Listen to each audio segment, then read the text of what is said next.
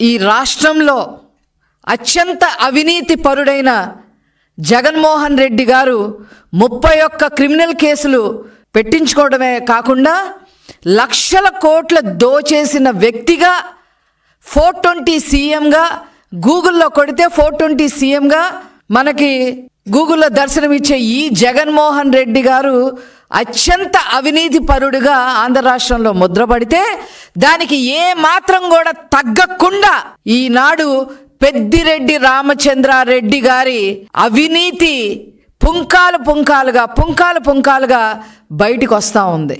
ఈ పెద్దిరెడ్డి రామచంద్రారెడ్డి పగలేమో పూజలు, రాత్రంతా కూడా దోపిడీలు. ఇది ఎక్కడ కూడా ఇలాంటి స్ప్లిట్ పర్సనాలిటీని మనం చూడం. ఒక్క పెద్దిరెడ్డి రామచంద్రారెడ్డిలోనే ఈ స్ప్లిట్ పర్సనాలిటీని చూస్తూ ఉన్నాం. మదనపల్లిలో మరి ఒక గవర్నమెంట్ ఆఫీస్లో ఫైల్ దగ్ధమైతే నాకు ఏ సంబంధం లేదు అని చెప్పిన మీరు ముందస్తు బెయిల్ ఎందుకు తెచ్చుకున్నారు అని చెప్పి ఈ సందర్భంగా మేము అడగదలుచుకున్నాం. అసైన్డ్ భూములు కొట్టేసిన మాట వాస్తవం కాదా? ఇరిగేషన్ భూములు కొట్టేసిన మాట వాస్తవం కాదా? శాండ్ మాఫియాలో కోట్లు సంపాదించి అవినీతి సొమ్మును కూడగొట్టుకుంది వాస్తవం కాదా? ల్యాండ్ మాఫియా ఎక్కడ పడితే అక్కడ ఎకరాలు కొట్టేసి కోట్లు దండుకున్న మాట వాస్తవం కాదా అని చెప్పి ఈ సందర్భంగా నేను అడగదలుచుకున్నా. చిన్న చితగా 1 ఎకరం దగ్గర నుంచి 1000 ఎకరాల వరకు కొట్టేసిన బాపతి మరి మనం చూస్తూ ఉన్నాం. ఇప్పుడు పెద్దిరెడ్డి రామచంద్రారెడ్డి నేనేమీ అరగను, నాకు ఏమీ సంబంధం లేదు అని చెప్పి మీరు ఒక స్టేట్మెంట్ ఇస్తే సరిపోయిందా అని అడుగుతా ఉన్నా.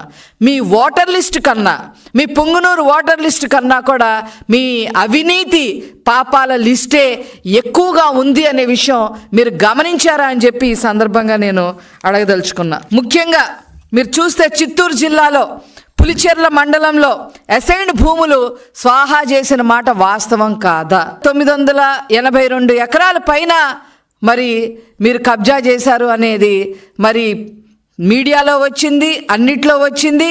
అయినప్పటికీ కూడా మీరు దానికి ఎక్స్ప్లెనేషన్ ఇచ్చే పరిస్థితిలో లేరు.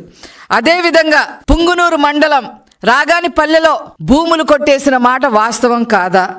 అదేవిధంగా రేణిగుంటలో గవర్నమెంట్ ల్యాండ్ ఉంటే 100 ఎకరాల గవర్నమెంట్ ల్యాండ్లో మధ్యలో 20 ఎకరాలు మీ భార్య గారి పేరు మీద ఎలా వచ్చింది? ఇది ఎక్కడైనా విన్నామా? రేణిగుంట ఎయిర్పోర్ట్ పక్కన 100 ఎకరాల గవర్నమెంట్ ల్యాండ్ ఉంటే మధ్యలో 20 ఎకరాలు మాత్రమే, 20 ఎకరాలు మీ భార్య పేరు మీద ఎలా వచ్చింది అని చెప్పి ఈ సందర్భంగా అడగదలుచుకున్నా. అలా ప్రభుత్వ భూములు కూడా మీరు కొట్టేసిన పరిస్థితి మనం చూస్తూ ఉన్నాం. అదేవిధంగా గవర్నమెంట్ పర్మిషన్లు లేకపోయినా ఇవన్నీ ఒక ఎత్తు అయితే ఇప్పుడు ఫారెస్ట్ ల్యాండ్స్, అసలు ఫారెస్ట్ డిపార్ట్మెంట్ ఫారెస్ట్ ల్యాండ్ 75 ఎకరాలు మీరు కబ్జా చేయడమే కాకుండా మీ పేరు మీద రాయించుకోవడమే కాకుండా ఏకంగా రోడ్ వేసి అక్కడ ఒక గెస్ట్ హౌస్ కట్టారు అని అంటే దేనికి కట్టారు ఆ గెస్ట్ హౌస్?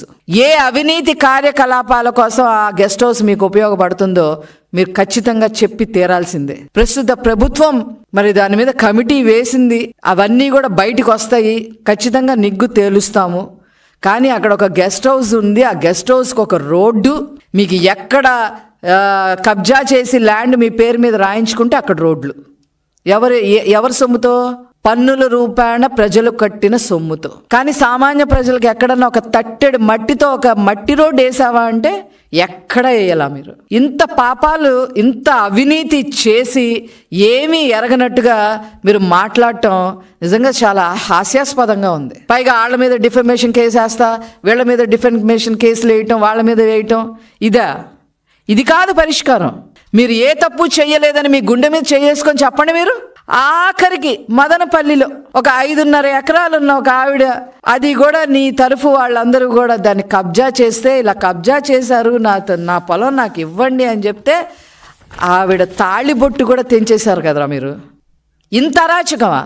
ఇంత అవినీతి చేసి అడ్డమైన ప్రగల్భాలు పలకడం. అప్పుడు కుప్పం మున్సిపాలిటీ నాదే, కుప్పంలో నేనే గెలుస్తా, కుప్పంలో చంద్రబాబు గారు ఎలా గెలుస్తారో చూస్తా. ఇప్పుడేమైంది? ఎంత గెలిచారు? అక్కడ 3 గనక అంటే ఇంకొక అతను మీ మొన్న ఎలక్షన్స్లో ఇంకో అతను థర్డ్ పార్టీ వచ్చి నిలబడకపోతే మీకు 6,000 ఓట్లు కూడా వచ్చేయగవు. ఏదో కన్నులొట్టబోయి బయటపడ్డామని అంటారు చూసారా, ఆ రకంగా ఏదో బయటపడ్డారు. ఇంత స్ప్లిట్ పర్సనాలిటీని చూడటం నిజంగా చాలా ఆశ్చర్యానికి గురి చేస్తుంది. ఖచ్చితంగా మీ మీద ప్రభుత్వం యాక్షన్ తీసుకోవడానికి ముందుకొస్తుంది. మీ అవినీతి చిట్టా అంతా బయట పెడతాం.